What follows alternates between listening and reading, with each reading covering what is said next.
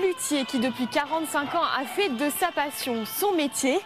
On entend de la musique? Allez, venez, on va voir.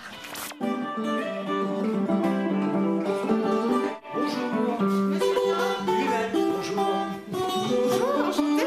On vous interrompt dans vos répétitions, non? Oh, des essais. De toute façon, bon, souvent avec des musiciens qui viennent essayer les instruments, voilà, il y a toujours des petits moments très agréables comme ça. C'est vous qui les avez fabriqués, ces instruments? Et oui, j'en suis coupable.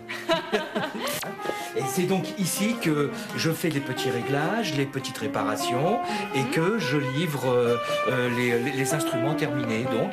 Et puis où je stocke aussi mes pièces avant de faire les assemblages parce qu'on a un problème de climat à La Réunion qui nous donne une hygrométrie très élevée et il faut que les pièces soient mises dans la même ambiance pour qu'elles réagissent pareil au climat pendant un certain temps. Bon, alors on va voir la partie fabrication. Allez, on va voir la partie gros œuvre maintenant, là où j'en fais vraiment exprès. Hein? Allons. Alors voilà, là je vous présente ma scie à refendre avec laquelle je débite mes troncs d'arbres que vous avez vus dehors dans la cour. Hein? Voilà. Et une fois que j'ai débité ces troncs d'arbres, je fais des planches ou je fais des feuilles et je fais ce qu'on appelle un brut. J'assemble mes morceaux de bois et je fais un bloc que je découpe grossièrement à la forme de l'instrument que je vais usiner sur la CNC qui est juste derrière nous. D'accord. Et voilà ce que je fais avec la CNC. Et ça devient ça? Ça devient ça, tout à fait. Vous voyez, le dessus est en tamarin. Ici, il y a l'encoche pour le manche. Là, ici, il y a les micros, les potentiomètres. Alors là, je vais rechercher la note fondamentale de résonance de ce fond de guitare.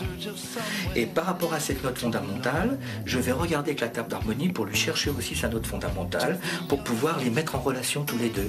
Alors, je me suis bricolé tout un système de potence où j'accroche mon objet, j'approche mon micro de cet instrument, je me suis fabriqué une maillotche. Un instrument doit être égal sur toutes les notes. C'est le musicien qui, lui, par son jeu, par son expérience de jeu, va donner de la dynamique, va jouer des notes plus ou moins fortes et va donner une sensibilité, une expression à son jeu. Voilà un instrument. Alors les pièces qui sont assemblées là, le fond qui est en tamarin. C'est ce qu'on a vu là-bas, le fond. Tout à fait, tout à fait. Et la table sont les deux parties qui ont subi le traitement et la torture que je vous ai montré à l'instant. Et combien ça vous prend de temps justement, du début à la fin de... En général, pour faire ce qu'on appelle cette opération que je viens de vous dire, qui s'appelle une harmonisation, il faut que je compte à peu près 4 heures sur chaque guitare. D'accord. Et pour fabriquer la guitare en elle-même? Alors pour fabriquer la guitare en elle-même, ce genre d'instrument, il me faut à peu près 250 heures. Au niveau du prix des guitares comme ça va de combien à combien? Ça, ce genre d'instrument, c'est exactement comme les deux modèles bleus que vous avez vus en entrant, qui est mon modèle phare, que j'appelle Costard. Bon, ce sont des instruments qui coûtent dans les 5000 €. Ça pourrait même pas être fabriqué industriellement. On a un équilibre absolument génial, c'est léger, on peut jouer même en acoustique. Oui. C'est Bravo qui continue.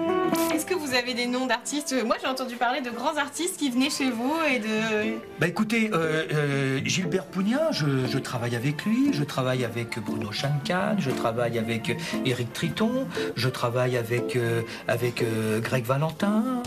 Et oui, Run Run, c'est aussi ça avec Philippe Klein. C'est une belle rencontre que nous avons faite aujourd'hui.